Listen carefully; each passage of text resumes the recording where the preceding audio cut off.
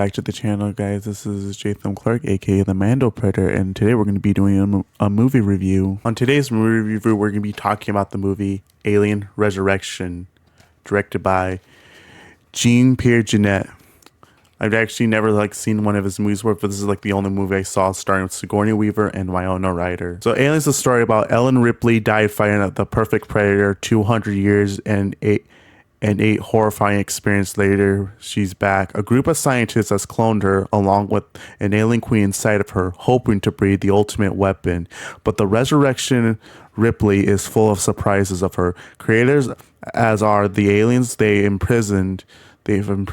As soon a lot of more than all hell breaks loose. To combat the creatures, Ripley must team up with a band of smugglers, including the mechanic named Call, who holds more than a few surprises on her own. So I actually kind of said it was a right movie to watch and stuff. This movie actually takes place after Alien 3, how Ripley sacrificed herself to end this all this violence and stuff with the xenomorph breeding. And after seeing Alien Resurrection, I would say it's kind of pretty cool how in this entire story, how these scientists cloned Ripley using xenomorph DNA and try to get a blood sample from the original Ripley and clone her, and she was cloned many times. And then we got these other scientists who just imprison xenomorphs. They even having these smugglers who capture these humanoids who sabotage their cryo tubes and breed them as hosts.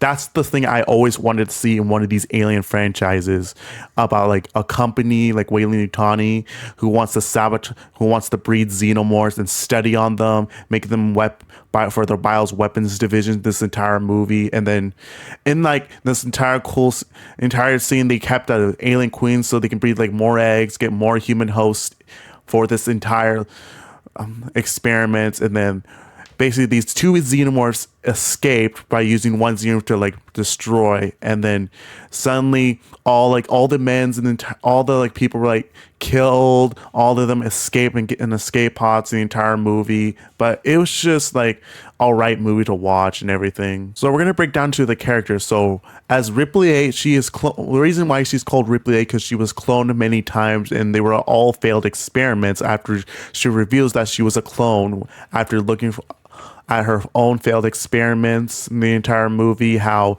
you can tell that she has human acid blood because she's mixed with xenomorph DNA and human DNA after she was cloned.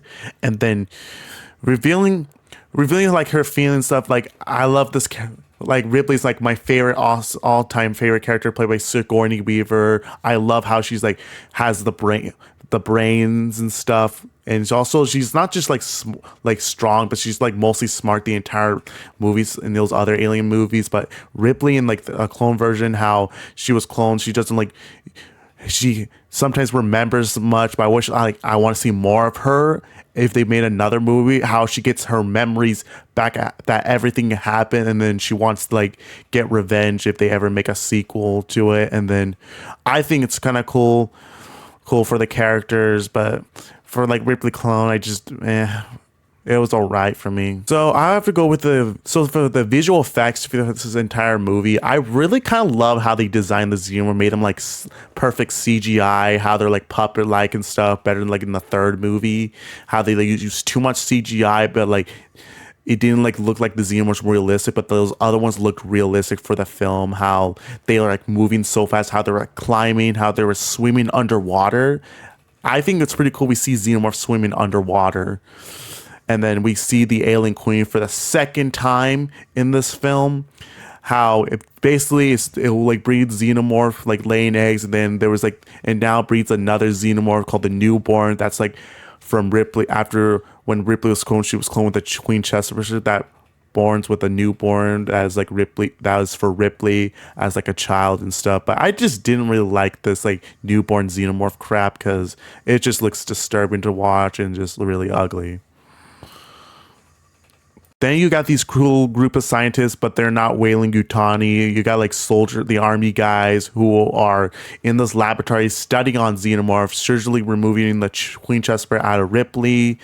Even this, it gets break loose, and all the soldiers get killed by one of the smugglers after they're being in some cargo with humans inside, passed out, and then trying to get them to be the host to breed more xenomorphs in the entire like movie, and then I kind of like, and then I really love the characters, even like the smuggler characters and stuff. Like Call was like one of the best characters in that movie, played by Winona Ryder, and how she was an android all this time, but they didn't know she was. They did not know she was an android, and how Ripley and Call had like this connection together and getting along at the time for that part of that movie when they're trying to find an idea to crash the ship to destroy before they go onto Earth.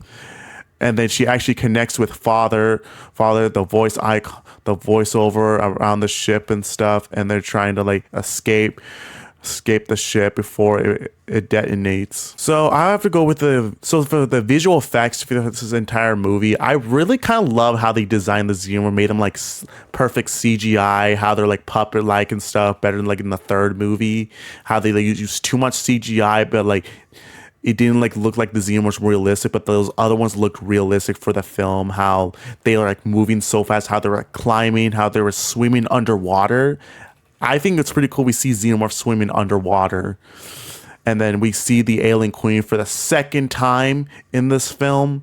How it basically it will like breed xenomorph, like laying eggs, and then there was like, and now breeds another xenomorph called the newborn. That's like from Ripley, after when Ripley was cloned, she was cloned with the Queen Chesterfish that borns with a newborn as like Ripley, that was for Ripley as like a child and stuff. But I just didn't really like this like newborn xenomorph crap because it just looks disturbing to watch and just really ugly. But that special edition ending, I kind of like the ending better than like the theatrical ending, and because in that scene how they like landed, how in the theatrical cut they made it to Earth and they only see they're in the sky, still in the sky, how what Earth looks like and stuff. But in the special edition, how they landed on Earth and it shows Earth's already been destructed and stuff. I feel like we can get like a prequel story how like this happened, like how were the xenomorphs ready on Earth? Does it deal with Aliens versus Predator Requiem, how the xenomorphs spread and stuff before Wolf Predator kills them?